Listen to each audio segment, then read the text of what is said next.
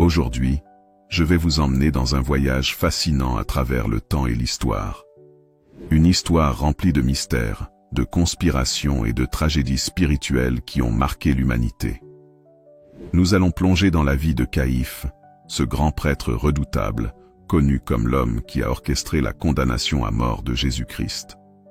Mais ce récit n'est pas simplement une exploration historique, c'est un plongeon dans le surnaturel, dans les répercussions spirituelles et dans le destin effroyable qui attendait cet homme après cet acte irréparable. Qu'est-il arrivé à Caïphe après cet événement qui a changé le cours de l'histoire? Comment son rôle dans la crucifixion du Christ a-t-il scellé un sort d'une horreur inimaginable?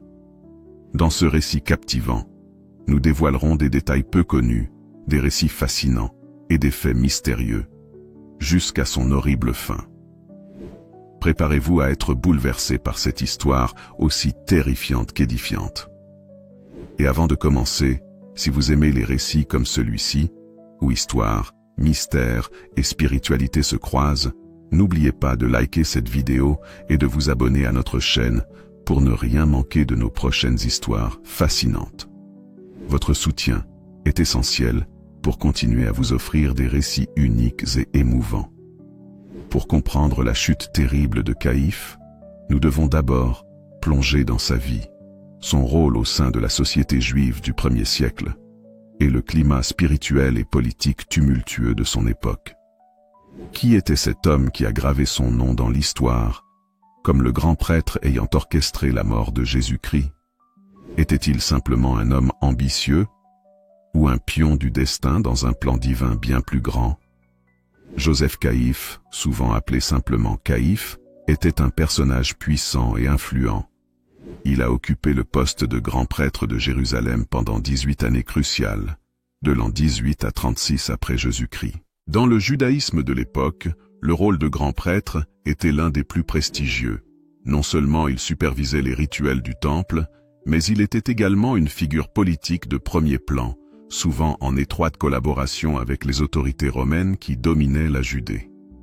Marié à une fille d'Anne, un autre grand prêtre influent, Caïphe bénéficiait d'un solide réseau familial. Ce mariage stratégique consolidait son pouvoir, lui permettant de contrôler à la fois les affaires religieuses et les négociations politiques. Cependant, cette position enviable venait avec un prix. Il devait constamment jongler entre les attentes de son peuple et les exigences des Romains. Le temple de Jérusalem était au cœur de son autorité. À cette époque, le temple n'était pas qu'un lieu de culte. C'était également un centre économique et politique. Les sacrifices y affluaient, les offrandes se comptaient en abondance, et Caïphe supervisait tout cela. Cependant, dans l'ombre de ses responsabilités sacrées, un homme obsédé par le pouvoir prenait forme. Le contexte historique est essentiel pour comprendre les motivations de Caïphe. La Judée vivait sous l'occupation romaine, une période marquée par des tensions politiques et religieuses extrêmes. Les Romains exigeaient des impôts exorbitants et réprimaient brutalement toute rébellion, tandis que les Juifs espéraient un Messie qui viendrait les libérer. Le rôle de Caïphe était particulièrement délicat. Il devait maintenir un équilibre fragile, apaiser les autorités romaines tout en contenant les aspirations messianiques de son propre peuple. Une tâche ardue, car tout faux pas pouvait déclencher une insurrection sanglante, ou pire encore, son propre évincement du pouvoir. C'est dans ce climat qu'apparut Jésus de Nazareth. Pour certains, il était un prophète, pour d'autres, le Messie tant attendu. Mais pour Caïphe et l'élite sacerdotale, il représentait une menace directe. Jésus remettait en question l'autorité du temple, dénonçait les pratiques hypocrites des pharisiens et attirait une foule grandissante.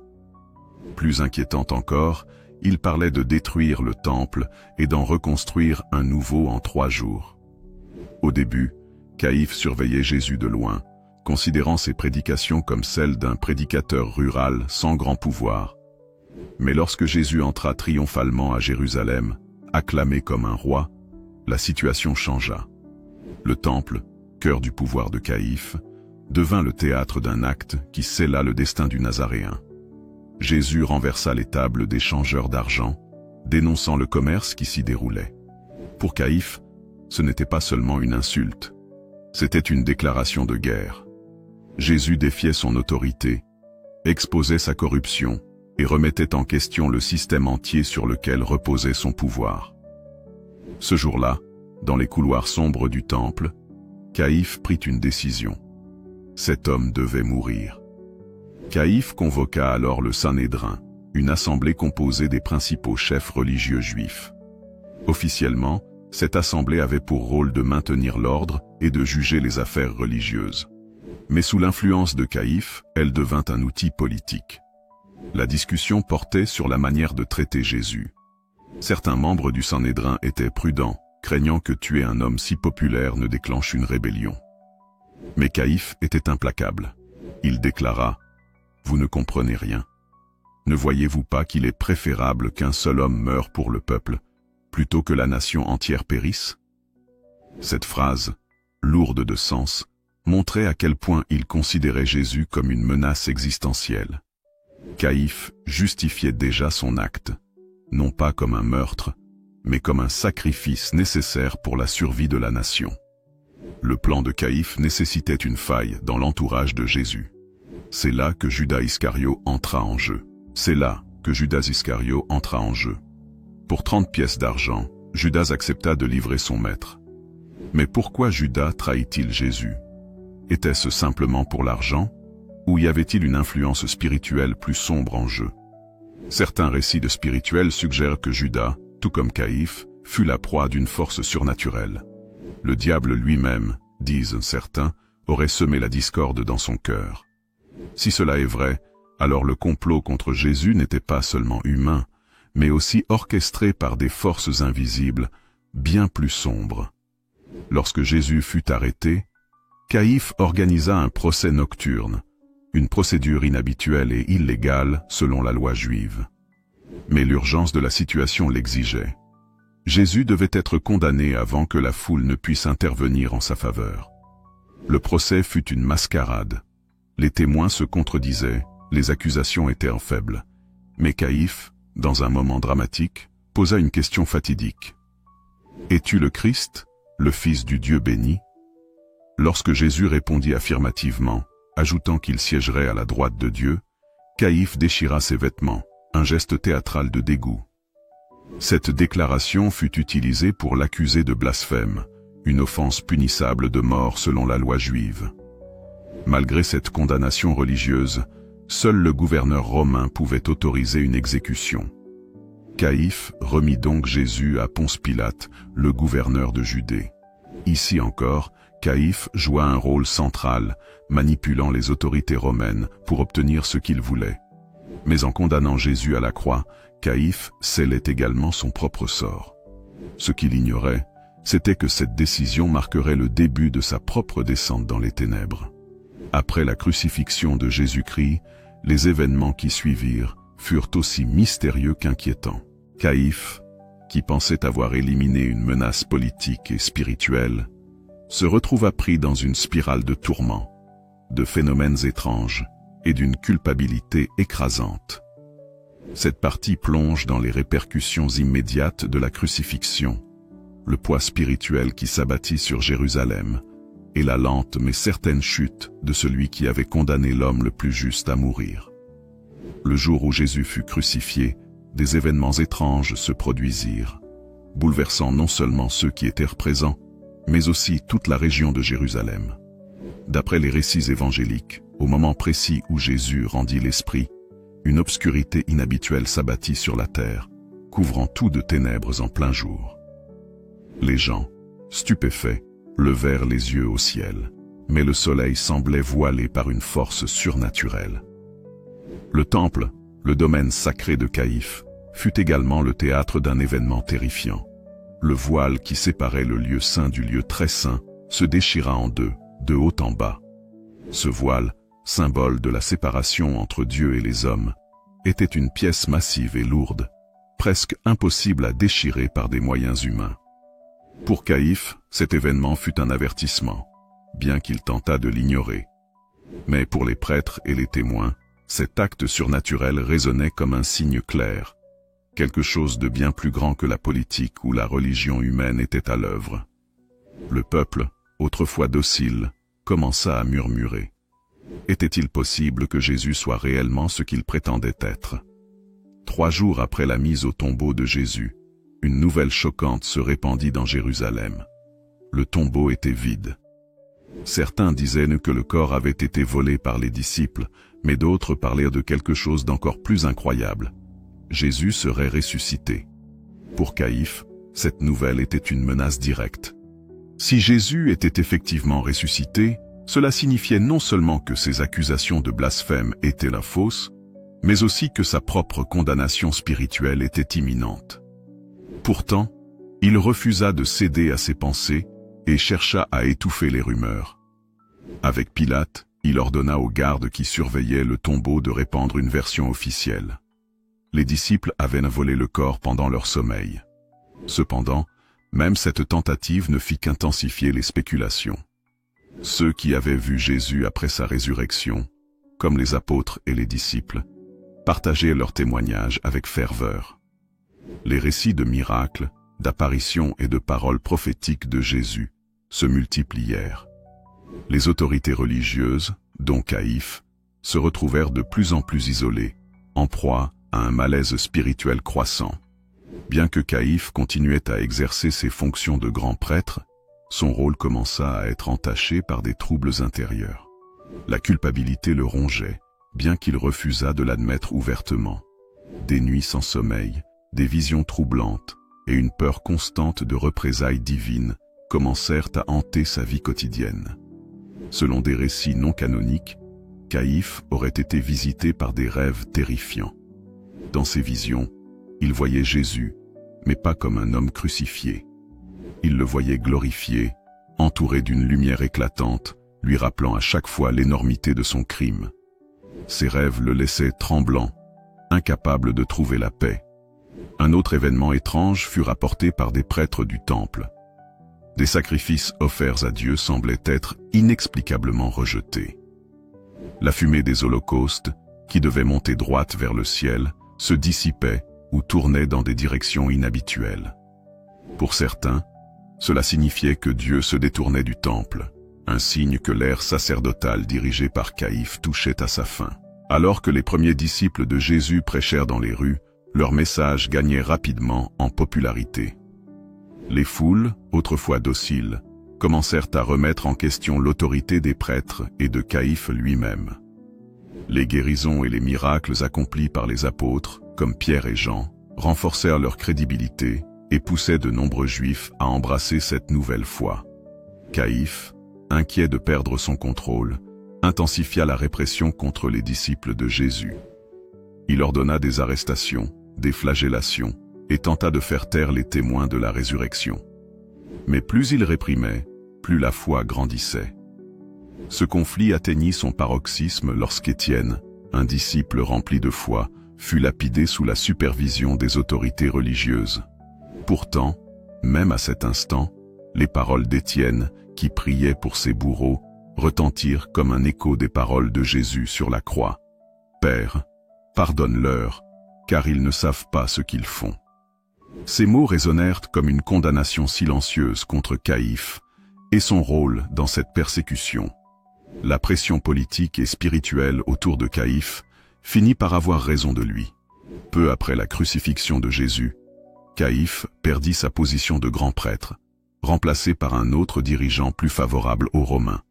Sa chute fut rapide et brutale, le privant non seulement de son pouvoir, mais aussi de son prestige. Isolé et discrédité, il passa le reste de ses jours en disgrâce.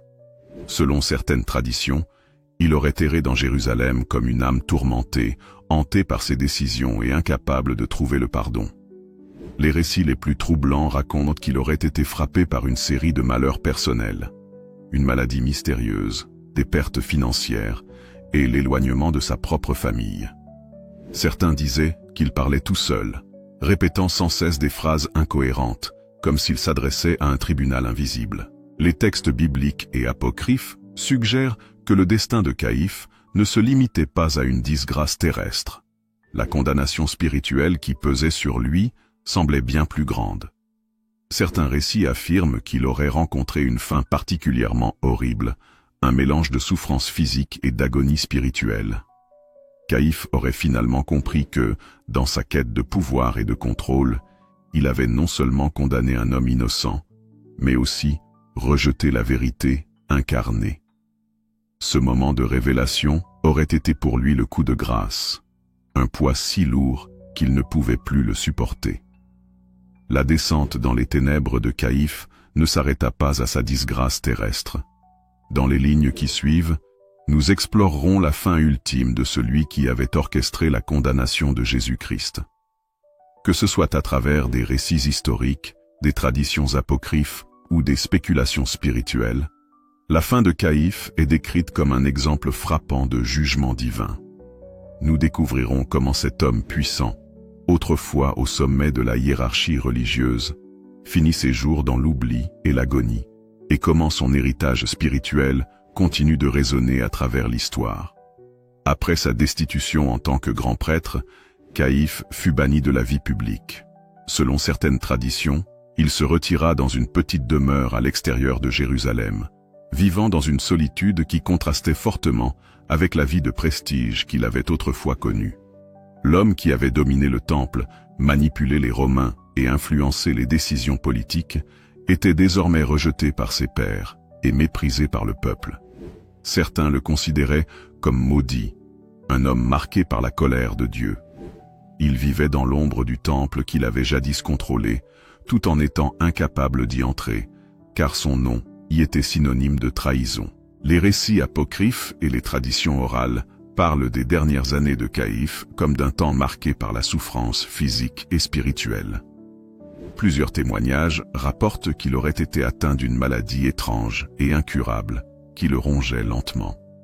Son corps aurait été couvert de plaies et sa douleur était si intense qu'il était incapable de trouver le repos, ni de jour ni de nuit. Mais ce qui rendait son agonie encore plus insupportable, c'était la torture mentale qu'il subissait. Il était hanté par des visions récurrentes. Chaque nuit, il revivait les scènes du procès de Jésus, la salle du Sanhédrin, les témoins menteurs, et surtout, le regard de Jésus lorsqu'il déclara « Tu verras le Fils de l'homme, siégeant à la droite de la puissance de Dieu ». Ces mots résonnaient dans son esprit comme un écho incessant, un rappel constant de sa faute.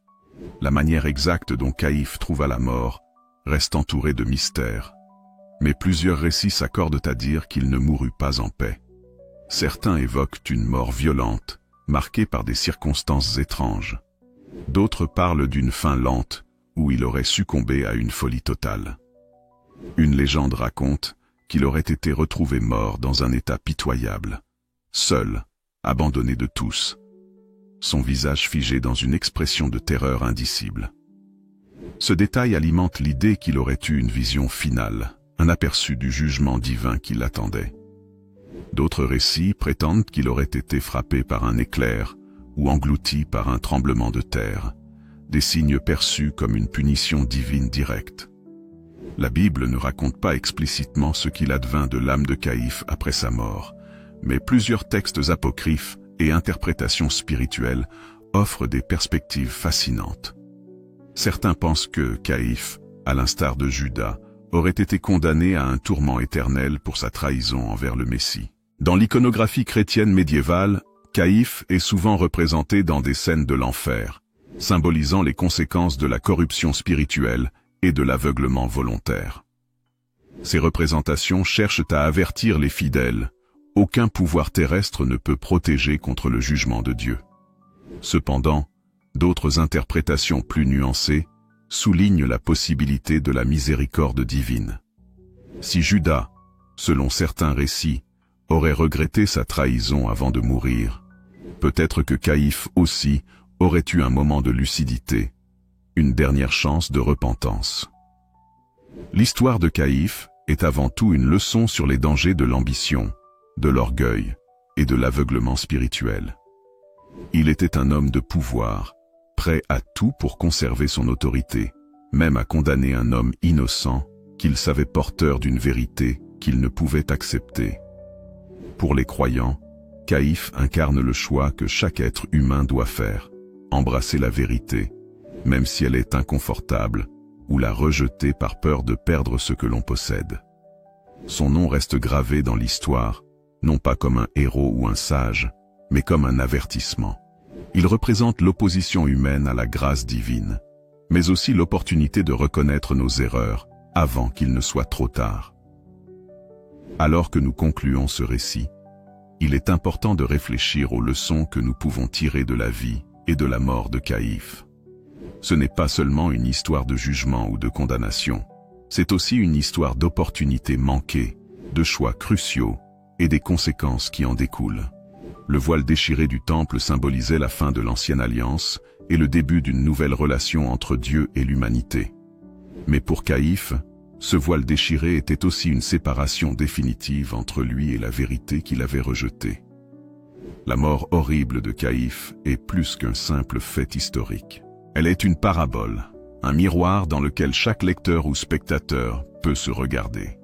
Que choisirons-nous lorsque nous serons confrontés à la vérité? Serons-nous comme Caïphe, fermant les yeux par peur ou par orgueil? Ou serons-nous prêts à l'embrasser, même si elle bouleverse tout ce que nous pensions savoir? Merci d'avoir suivi cette vidéo jusqu'à la fin. Votre temps et votre attention sont précieux, et nous espérons que ce récit sur la mort horrible de Caïphe vous a captivé et poussé à la réflexion. Si cette histoire vous a touché, intrigué ou même inspiré, nous vous invitons à poser un petit geste simple mais important. Abonnez-vous à notre chaîne pour ne pas manquer nos prochaines vidéos remplies d'histoires fascinantes et mystérieuses. N'oubliez pas de laisser un like pour soutenir notre travail et de partager cette vidéo avec vos proches. Vos partages et vos commentaires nous aident à continuer à vous offrir du contenu de qualité. Et maintenant, dites-nous ce que vous en avez pensé. Avez-vous été marqué par cette histoire? Que retenez-vous de la vie et de la mort de Caïphe? Nous serions ravis de lire vos pensées dans les commentaires. À très bientôt pour une nouvelle histoire pleine de mystères et d'émotions. Prenez soin de vous, et que la lumière soit avec vous.